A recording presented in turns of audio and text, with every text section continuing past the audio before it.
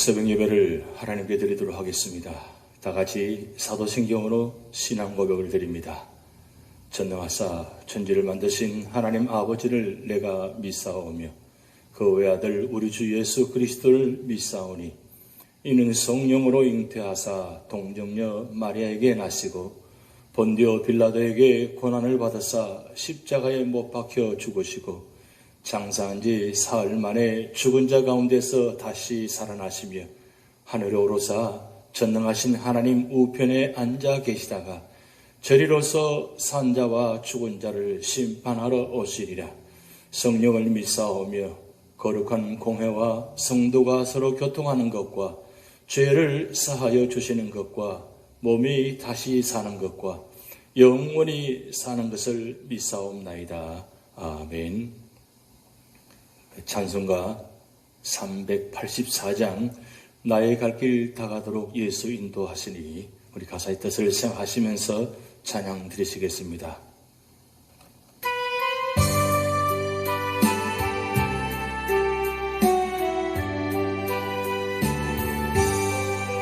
나의 갈 길 다가도록 예수 인도하시니 내 주 안에 있는 긍휼 어쩔시 말이요. 믿음으로 사는 자는 하늘 위로 받겠네. 무슨 일을 만나든지 만사형통하리라. 무슨 일을 만나든지 만사형통하리라. 나의 갈 길 다가도록 예수 인도하시니 어려운 일 당한 때도 족한 내주시네. 나는 심히 고단하고 영혼 메어 가라나. 나의 앞에 반석에서 샘물 나게 하시네. 나의 앞에 반석에서 샘물 나게 하시네. 나의 갈 길 다가도록 예수 인도하시니 그의 사랑 어찌 큰지 말로 알 수 없도다. 성령 감화받은 영혼 하늘 날아갈 때에 영영 부를 나의 장소 예수 인도하셨네. 영영 부를 나의 장소 예수 인도하셨네. 나의 갈 길 다가도록 예수 인도하시니 그의 사랑 어찌 큰지 말로 알 수 없도다. 성령 감화받은 영혼 하늘 날아갈 때에 영영 부를 나의 찬송 예수 인도하셨네. 영영 부를 나의 찬송 예수 인도하셨네.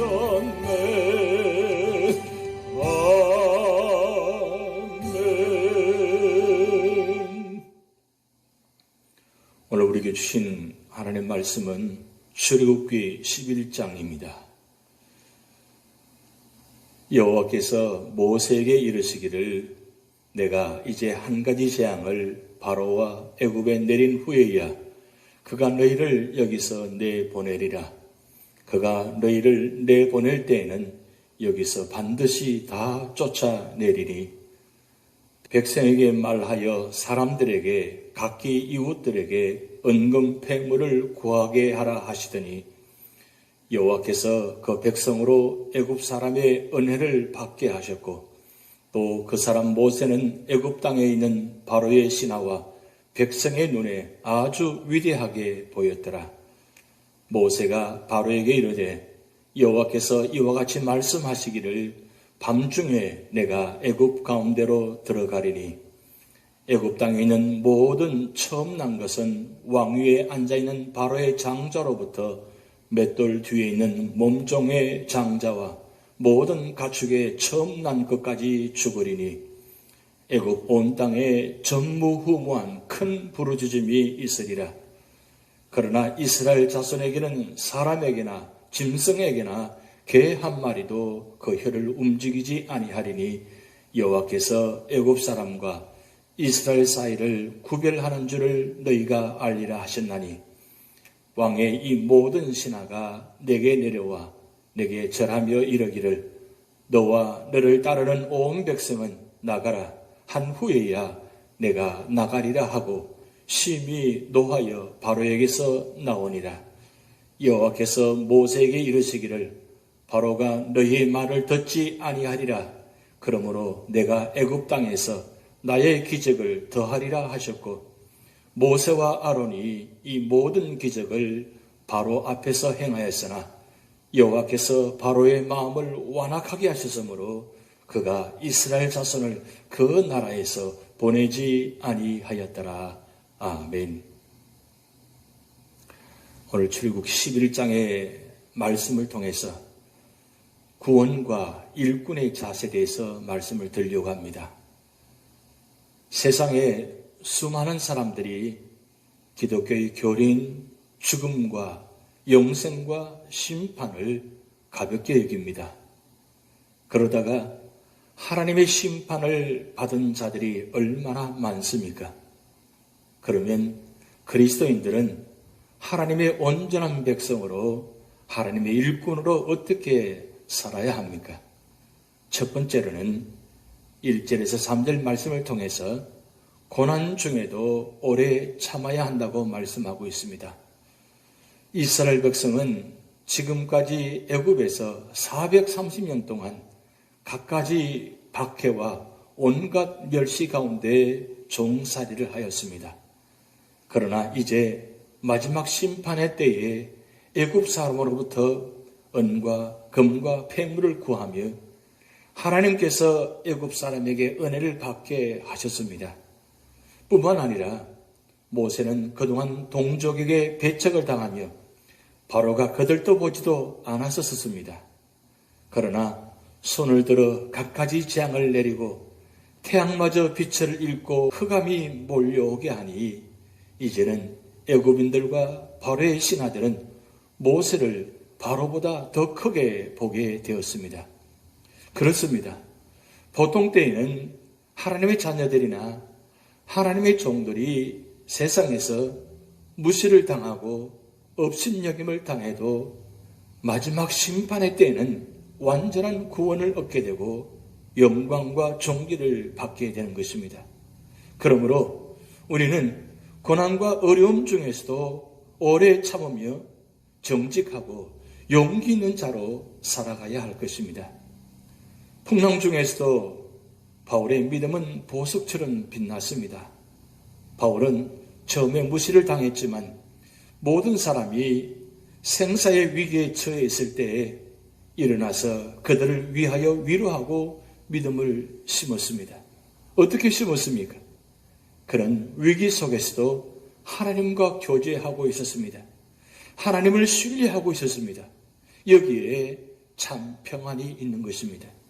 주께서 문제의 해답을 갖고 계시기에 믿음으로 사는 사람은 평소에는 다소 무시당하나 마지막 위기의 때에 승리하게 되는 것입니다. 두 번째로는 4절에서 8절 말씀을 통해서 담대한 믿음이 있어야 한다고 말씀하고 있습니다. 모세는 바로의 공갈 협박에도 불구하고 두려워하지 않고 담대하게 하나님 말씀을 전하고 있습니다. 그는 하나님의 계속적인 재앙에도 교만하여 회개치 않았던 바로와 애굽인들에게 모든 인간과 생축의 초태생은 다 죽을 것이라고 전했습니다. 그리고 애굽 전국에 전무후무한 곡성이 있을 것이며 이스라엘 자손에게는 초태생의 죄악이 면제된다고 담대히 선포했습니다. 사실 모세는 담대한 자가 아닙니다. 그는 처음 하나님의 부르심을 받았을 때 그는 5번이나 거절하였습니다. 또 애굽에 들어갈 때는 바로를 몹시 두려워하였습니다. 그래서 주로 아론을 시켜 하나님의 말씀을 전하고 재앙을 내렸습니다. 그러나 하나님께서 베푸시는 재앙을 보면서 믿음이 점점 성장하여 담대한 자가 되었습니다. 그렇게 하여 독종 재앙부터는 자신이 직접 지팡이를 들었던 것입니다. 믿음은 지도자의 기초석입니다. 담대한 자로 믿음이 성장하려면 두렵지만 재앙 가운데서도 말씀에 순종해야 하는 것입니다. 세 번째로는 9절, 10절 말씀을 통해서 기회가 지나기 전에 회개해야 한다고 말씀하고 있습니다. 하나님께서는 죄를 심판하시는 분입니다. 하나님은 공의로우시기 때문에 죄를 묵인하실 수 없었습니다. 하나님께서 바로에게 많은 회개의 기회를 주셨건만 그는 마음이 완악하여 끝까지 회개치 않았습니다. 그래서 하나님의 최후의 심판을 받게 된 것입니다. 하나님께서는 마지막 심판으로 애굽의 초태생을 모두 죽게 하셨습니다. 그것은 하나님께서 바로에게 충분히 믿도록 기회도 주시고 미리 경고도 하셨는데도 믿지 않자 최후의 심판을 하신 것입니다. 하나님께서는 지금까지 모세가 한 말을 모두 이루어지게 하셨습니다. 그러니 이런 큰 재앙을 만나기 전에 회개해야 하는 것입니다. 왜 그렇습니까? 사건이 있기 전에 먼저 말씀이 있고 그대로 되기 때문입니다. 그런데 미련한 바로는 하나님께서 말씀에 절대적으로 성실하심을 또 잊어버리고 있었습니다. 오늘 11장을 통해서 주신 교훈은 무엇입니까? 첫 번째는 하나님께서는 살아계셔서 역사하시는 능력의 하나님이십니다. 모세를 통하여 애굽에 내려진 10가지 재앙들은 다 하나님께서 내리신 것들이었습니다. 하나님께서 마지막 장자 재앙도 애굽에 내리실 것입니다. 하나님께서는 살아계셔서 역사하시는 하나님이시며 능력이 많으신 전능하신 하나님이십니다. 창조자여 섭리자여 영원하신 분 참 하나님을 아는 것이 구원이요 평안이요 영생인 것입니다. 두 번째로는 하나님께서는 자기 백성 이스라엘을 구별하셨고 보호하셨습니다. 하나님께서는 애굽 사람들에게 장자를 죽이는 재앙을 내리셨으나 이스라엘 백성에게는 그것을 피하게 하셨습니다. 이 세상에는 사탄과 악령들의 활동이 많고 하나님을 믿고 섬기는 그의 백성들을 넘어뜨리려는 시험과 고난이 많으나 하나님께서는 그의 백성된 우리 모두를 결코 버리지 아니하시고 잊지 않으시고 구별하시고 보호하시고 도우실 것입니다. 세 번째는 하나님께서는 그의 종 모세를 애굽 사람들 앞에 크게 세우셨습니다. 3절 말씀 보면 여호와께서 그 백성으로 애굽 사람의 은혜를 받게 하셨고 또 그 사람 모세는 애굽 땅에 있는 바로의 신하와 백성의 눈에 아주 위대하게 보였다라고 말씀하고 있습니다. 또한 8절 말씀에는 왕의 이 모든 신하가 내게 내려와 내게 절하미라고 말씀하고 있습니다. 사람을 세우시고 파하시고 높이시고 낮추심이 하나님께 있습니다. 그래서 시편 75편 6절 7절 말씀에 무릇 높이는 일이 동쪽에서나 서쪽에서 말미암지 아니하며 남쪽에서도 말미암지 아니하고 오직 재판장이신 하나님이 이를 낮추시고 저를 높이시느니라고 말씀하고 있습니다. 그러므로 사랑하는 성도 여러분, 우리는 스스로 자신을 높이는 교만한 자가 되지 말고 하나님 중심으로만 살고 하나님을 섬기며 하나님 앞에 충성하는 성도가 되시기를 주님의 이름으로 축복드립니다. 기도하시겠습니다. 하나님 아버지, 오늘 출애굽기 11장을 통해서 하나님 말씀에 순종하지 아니하면 얼마나 큰 재앙을 당한다는 것을 다시 한번 말씀을 목도하게 하시고 깨닫게 하여 주심을 감사드립니다. 하나님, 오늘 우리 삶 속의 모든 삶의 자리마다 주의 사랑하는 모든 백성들이 하나님 말씀에 순종하며 하나님 말씀대로 살아가며 또한 하나님 말씀에 순종하고 따라감으로 말미암아 축복받는 믿음의 성도가 되도록 인도하여 주시옵소서. 지금까지 인도하신 우리 아버지 하나님, 이번 한 주간도 아니 앞으로도 임마누엘 하나님 되셔서 우리 제단과 우리 제단을 속한 모든 주의 성도들 사랑하는 가정들 삶의 자리마다 함께 하시고 인도하시고 보호하시고 축복하여 주시고 연로하신 어른부터 어린아이들까지 영혼을 지켜주시고 육신을 지켜주셔서 믿음으로 승리하게 하시고 이 환난 많은 이 세상 속에서 담대하게 주님과 동행하며 승리하는 삶 되도록 인도하여 주시옵소서. 오늘의 삶을 주님께 맡겨오며 예수님의 이름으로 축복하며 기도하옵나이다. 아멘. 다 같이 주기도문 하시겠습니다. 하늘에 계신 우리 아버지여, 이름이 거룩히 여김을 받으시오며 나라의 임하옵시며 뜻이 하늘에서 이룬 것 같이 땅에서도 이루어지이다. 오늘날 우리에게 일용할 양식을 주옵시고 우리가 우리에게 죄전자를 사하여 준 것 같이 우리 죄를 사하여 주옵시고 우리를 시험에 들게 하지 마옵시고 다만 악에서 구하옵소서. 대개 나라와 권세와 영광이 아버지께 영원히 있사옵나이다. 아멘.